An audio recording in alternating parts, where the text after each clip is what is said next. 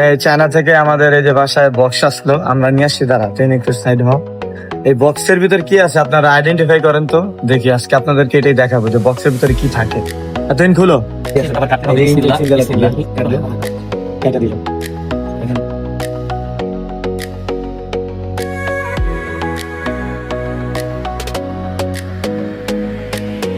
এখনই দেখা যাবে এর ভিতরে কি।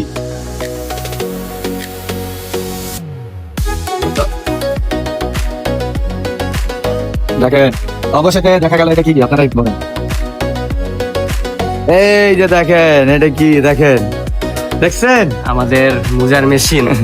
এটা হচ্ছে মুজার মেশিন।